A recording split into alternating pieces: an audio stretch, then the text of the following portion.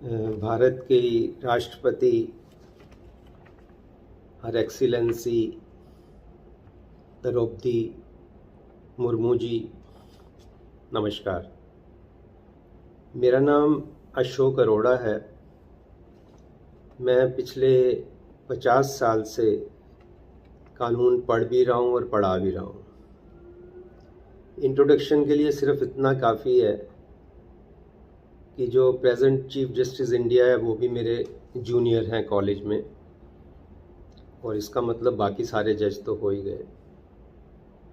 सिर्फ इतना कि भारत के नहीं, दुनिया के इतिहास में भी मैं पहला और आखिरी व्यक्ति हूँ जो 3 बार डिस्ट्रिक्ट बार का और 3 बार सुप्रीम कोर्ट बार का सेक्रेटरी बना। मेरा आपसे आज निवेदन, रिक्वेस्ट, गुजारिश सिर्फ इतनी है कि इलेक्शन रिज़ल्ट 4 तारीख शाम तक आ जाएंगे। आपको अच्छे से मालूम है, ये आपकी पावर है, आपकी डिस्क्रिशन है कि आप किसको इनवाइट करते हैं सरकार बनाने के लिए। मैं जितना आपके बारे में पढ़ा है, मेरा आपके लिए बहुत आदर है, और मुझे पक्का पता है कि आपको इस बात का इल्म है, ज्ञान है और अवेयरनेस है कि भारत एक न्यूक्लियर पावर है। भारत की बागडोर एक ऐसे व्यक्ति के हाथ में होनी चाहिए जो कम से कम बैलेंस है, स्टेट्समैन है। कानून की अगर हम बात करें तो कानून के मुताबिक सिंगल लार्जेस्ट पार्टी अगर उसकी मेजॉरिटी है तो उसके लीडर को आप इनवाइट कर सकते हैं, करना भी चाहिए। सिंगल लार्जेस्ट पार्टी की अगर मेजॉरिटी नहीं है तो प्री पोल अलायंस, इलेक्शन से पहले जिनकी आपस में एक अलायंस था, उनकी अगर बनती है तो उनको भी बुला सकते हैं। अगर प्री पोल अलायंस नहीं है तो पोस्ट पोल अलायंस भी हो सकता है। पोस्ट पोल अलायंस में आपको लगे कि ये सरकार, ये पार्टी सारी मिलके एक स्थिर सरकार सबसे ज़्यादा ज़रूरी चीज़ है। और सबसे ज़रूरी चीज़ ये भी हमें याद रखना है कि single largest party is not a magic stick. ये कोई जादू की छड़ी नहीं है कि जिसकी सिंगल लार्जेस्ट पार्टी का जो भी लीडर बनेगा उसको आपने ज़रूर इनवाइट करना है। ये आपकी डिस्क्रिशन है, और ये डिस्क्रिशन, ये पावर आपको अपने अगले 3 साल में कभी इस्तेमाल करने का मौका आएगा या नहीं आएगा, ये कोई नहीं जानता है। तो ये हो सकता है ये आपके जीवन का, खाली राष्ट्रपति के टेन्योर का नहीं, आपके जीवन का ये सबसे इम्पॉर्टेंट फैसला हो। ऐसा बड़ा फैसला लेने का शायद आपको दोबारा मौका मिले या ना मिले, ये कोई नहीं जानता है। इसलिए ये बात बहुत ज़रूरी दिमाग में रखनी है। मेरे को लगता है कि हमें सबको सोचनी चाहिए। कुछ चीज़ें बहुत ज़रूरी हैं। एक व्यक्ति को मेरे को लगता है कि आपको इनवाइट बिल्कुल नहीं करना चाहिए। जैसा मैंने कहा कि सिंगल लार्जेस्ट पार्टी का लीडर कोई मैजिक स्टिक नहीं है। टाइम्स मैगज़ीन ने छापा इस व्यक्ति के बारे में। मोदी, मैं नाम ले देता हूँ जितना मुझे पसंद नाम लेने में ठीक लग रहा है। मैं पूरा नाम लेना ही नहीं चाहता, मेरे को अच्छा नहीं लगता है। मोदी के बारे में टाइम्स मैगज़ीन ने ये छापा कि ये डिवाइडर इन चीफ है। ऑस्ट्रेलिया के न्यूज़पेपर में अभी छपा कि जिस व्यक्ति के पास पे इतने रेप के केसेस हैं, उसके लिए वोट मांग रहा था। वाशिंगटन न्यूज़ में 2 दिन पहले की खबर है कि उन्होंने कहा है यूएनओ में कि ये व्यक्ति खाली देश के लिए नहीं, पूरी दुनिया के लिए खतरा है, क्योंकि अभी भी स्पीचेस में ये बोलता है कि मैं घर में घुस के मारता हूँ। ये भाषा देखिए आप, कैसे आप उकसाते हैं, कैसे पूरे देश की नहीं दुनिया की आप शांति भंग कर रहे हैं। और इसलिए मैं कहता हूं कि ये व्यक्ति बैलेंस नहीं है। ये आपको भी पता है, आपको पक्का पता कर लें। आईबी रिपोर्ट्स जब से खिलाफ आई हैं तब से ये बौखला गया है। कभी भैंस बोलता है, कभी मंगलसूत्र बोलता है, कभी बोलता है कि आपके घर से ले जाएंगे, बिजली काट देंगे, टूटी काट देंगे, ज़्यादा बच्चे पैदा करते हैं। तो ये मैं तभी आपको कहा था मेरा 50 साल का तजुर्बा है। ये बड़े अफसोस की बात है कि पूरे देश में जो 15-16 इन्होंने इतनी, क्या कहें उसको, अफसोसजनक कह सकते हो, बदतमीजी की कह सकते हो, और क्राइम किया है। इसकी हर स्पीच एक क्राइम थी। और कितने अफसोस की बात है, पूरे देश में एक भी सब इंस्पेक्टर ऐसा नहीं था जो अरेस्ट कर लेता। इसके लिए वारंट की जरूरत नहीं है। आप नफरत फैला रहे हैं तो आपको अरेस्ट किया जा सकता है। इसकी हर स्पीच में इसको 6-6 साल की सजा हो सकती है। 3 साल की इलेक्शन लॉ में और 3 साल की नफरत फैलाने के लिए। तो सोचिए अगर 15 स्पीच की 90 साल की सजा, तो यही हो गई। पता नहीं उम्र कितनी है इसकी। तो ऐसे व्यक्ति को पूरे इलेक्शन में कहीं भी बेरोजगारी पे, महिलाओं के खिलाफ जो हो रहा है उस पे, किसानों पे, महंगाई पे बात ही नहीं करते हैं, कोई नहीं बात करते। और पूरा इनका परिवार, लोग भी तो, क्योंकि जब आप भड़काऊ भाषण पे लोगों को इनाम देते हो, गोली मारो सालों पे, तो लोग एनकरेज होते हैं। बाकी लोग भी यही बोलते हैं, इनके जो चमचे हैं सारे। तो ये मैं आपको अपने एक्सपीरियंस से बता रहा हूँ 50 साल के, कि खाली इनका इलेक्शन सेटिस्फाइड नहीं होगा। जहां जहां स्पीचेस दी हैं, जितने भी वो कैंडिडेट्स थे, उन सबका इलेक्शन सेटिस्फाइड करने से इन कोई नहीं रोक सकता है, कोई भी नहीं रोक सकता है। और कोई दमदार जज आ गया तो 4 दिन में इलेक्शन सेटिस्फाइड कर सकता है। इनका भी, और सारे वही लोग जहां जहां इन्होंने स्पीचेस दी है, खुद तो डूबेंगे सनम, तुम्हें साथ ले डूबेंगे।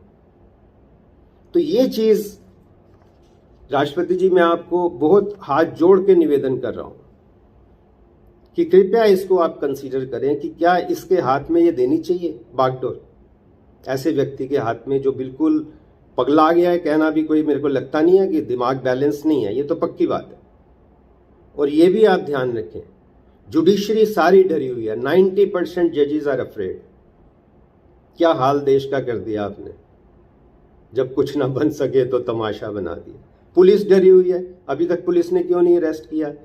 इलेक्शन कमीशन तो टोटल गुलाम हो चुके हैं, पूरा जमीर बेच चुके हैं। नहीं तो इतनी स्पीचेस पे उन्होंने रोका ही नहीं किसी ने। अब ये भी लोगों को डर है कि इलेक्शन मैनिपुलेट ना हो जाए, और हो सकता है कर लें, इनका कुछ नहीं पता है। ये तो सब ऐसे रंगा बिल्ला की सरकार है, ये लोगों को डर है। इसीलिए मैंने आपको कहा कि जब इतना माहौल, इनकी इलेक्शन स्पीचेस में लोग नहीं पहुंचे, लोग हंसते हैं, बच्चे मजाक उड़ाते हैं। और सबसे बड़ा जो इन्होंने पाप किया, आप सोचिए, आप महिला हैं, आप इसको ज़्यादा समझ सकती हैं, आप माँ हैं, महिला हैं।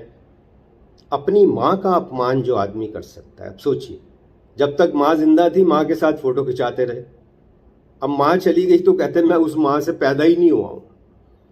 कितना एक नारी शक्ति का, अपनी माँ का जो अपमान कर सकता है व्यक्ति, सोचिए वो व्यक्ति क्या है, कितना गिरा हुआ इंसान होगा जो अपनी माँ का अपमान करता है किसी भी बात के लिए। हर दूसरे दिन पलट जाता है, मैं हिंदू मुस्लिम नहीं करता हूँ। आप बोलते हो कि मुस्लिम के खिलाफ बोलते हो, इतनी नफरत फैलाते हो। जजेस डरे हुए हैं, पुलिस डरी हुई है, आर्मी डरी हुई है। देखिए आर्मी, उसमें जनरल ने नहीं बोला कि सर मेरे को क्यों एक्सटेंशन दे रहे हैं आप, मेरे को एक्सटेंशन नहीं चाहिए, आप केयर टेकर है, 3 दिन इंतजार कीजिए, जो नया बनेगा वो फैसला लेगा, आप नहीं फैसला ले सकते। और टोटल आर्मी को डिस्करेज किया है। ये जो इन्होंने ये स्कीम लाके, जो आपको पता है, वो जो पुलवामा जो था, पुलवामा में जो शहीद हुए वो सरकार की गलती से, लापरवाही से हुए। और सोचिए, that was a ground, defence minister, prime minister, home minister को रिजाइन करने का ग्राउंड था। और इसको अडवाणी ठीक कहते हैं कि इवेंट मैनेजर है, उसको बेच दिया। बताइए, अपनी गलती को बेच दिया। That was a ground for them to resign. उसको ऐसा माहौल बनाया, इवेंट बनाया कि लोगों को होश ही नहीं रही, लोगों को पागल कर रखा है। सतपाल मलिक जी ने जो एक स्टेटमेंट दिया, उससे इंसान का पता लगता है कि कितना गिरा हुआ इंसान है। जब उन्होंने बताया कि 700 किसान मर गए तो कहते वो मेरे लिए मरे।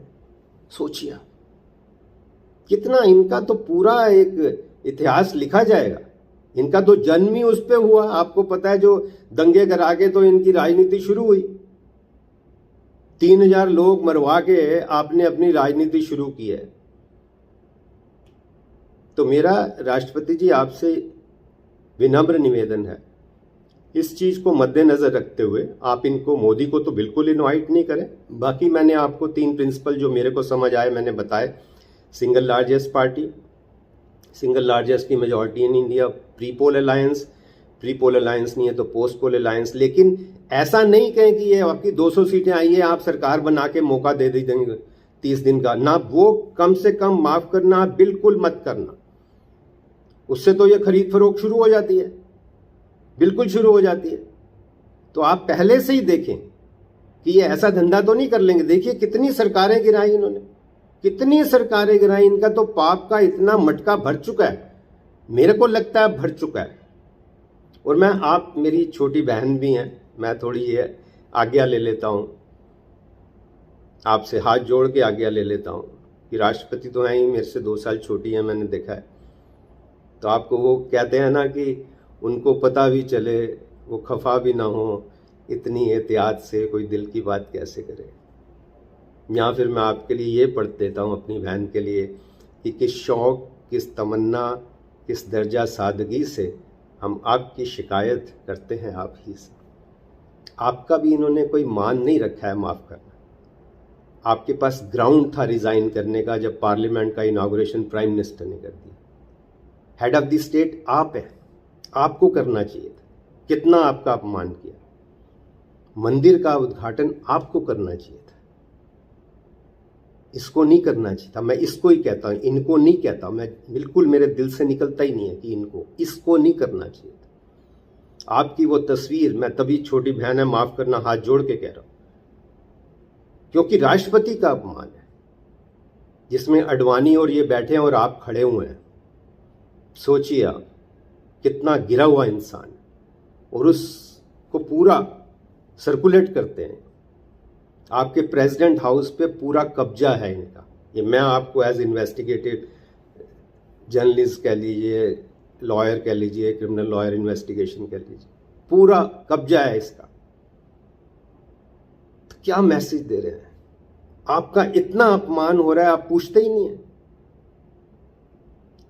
फैसले सरकार लेती है, लेकिन एट द सेम टाइम आप सरकार से जरूर पूछ सकते हैं एक महिला होने के नाते कि मणिपुर वायलेंस पे क्या हो रहा है, किसानों की आत्महत्या क्यों हो रही है। आप सवाल तो पूछ सकते हैं कि नहीं? खाली प्रोटोकॉल के लिए नहीं है आप। हम 140 करोड़ ने अपना ईमान आपके पास गिरवी रखा हुआ है। आप ये सोचें, अगर आप रिजाइन कर देते हैं या सवाल पूछ लेते हैं, आप समझ लीजिए ये सरकार गिर जाएगी।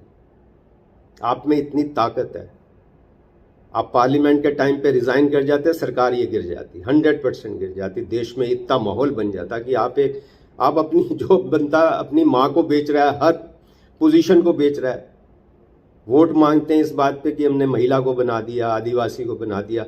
आप रोज, मैं आपसे माफी चाहता हूं, आपका ना बोलना पूरे महिला जगत का अपमान करती हैं आप जब आप नहीं बोलती, और जब आप बोलती हैं तो पूरे महिला जगत को ताकत मिलती है। फैसला आपके हाथ में कि आपको क्या करना है।